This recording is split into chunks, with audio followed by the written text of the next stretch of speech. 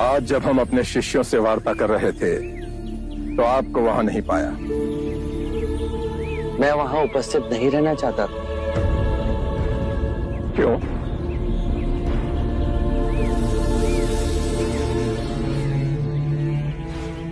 आप अपने शिष्यों को संबोधित कर रहे थे। यदि स्वाभाविक कोई प्रश्न मेरे मन में जागता तो आपके शिष्यों के सामने उसे पूछना आपको दुविधा में डाल सकता था। परंतु यहाँ तो एकांत है। अब हम वार्ता कर सकते हैं। कृपा करें, आप दुख के संबंध में कुछ कह रहे थे। क्या आप ये मानते हैं कि दुख सत्य है? क्या आप ये भी मानते हैं कि दुख के कारण भी है? हाँ। यदि कारण है तो दुख तो रहेगा, और यदि कारण ही समाप्त हो जाए तो दुख भी लुप्त हो जाएगा, जैसे सूर्य के प्रकाश से अंधेरा। आप सुनी सुनाई बातें नहीं कहते, अपने गहन अनुभव के आधार पर कहते हैं। आप धर्म और सिद्धांत की नहीं, देखी हुई बातें कहते हैं। आपने कहा कि मुक्ति का मार्ग है अपने विवेक को जगाना और गूढ़ ध्यान में लिप्त हो जाना, जिससे मनुष्य स्वयं को और इस संसार को भली भांति समझ सकता है। परंतु एक प्रश्न है, ये जो सारी विधियां हैं, रीतियां हैं, पूजा पाठ हैं, क्या ये सब व्यर्थ है?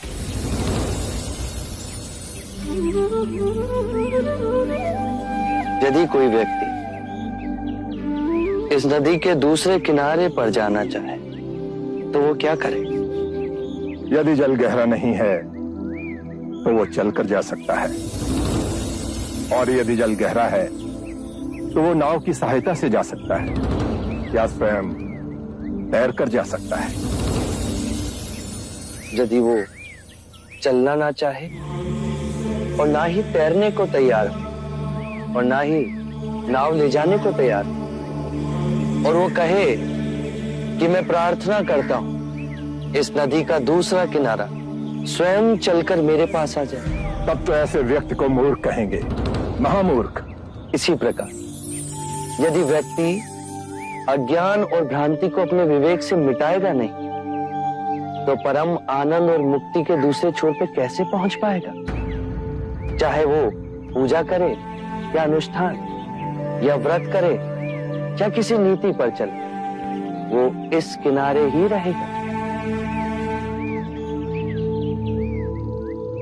हमने सारे शास्त्रों को पढ़ा, उन पर व्याख्या की, परंतु जीवन के इतने जटिल सत्य को इतनी सरलता से किसी ने नहीं समझाया, किसी ने नहीं समझाया।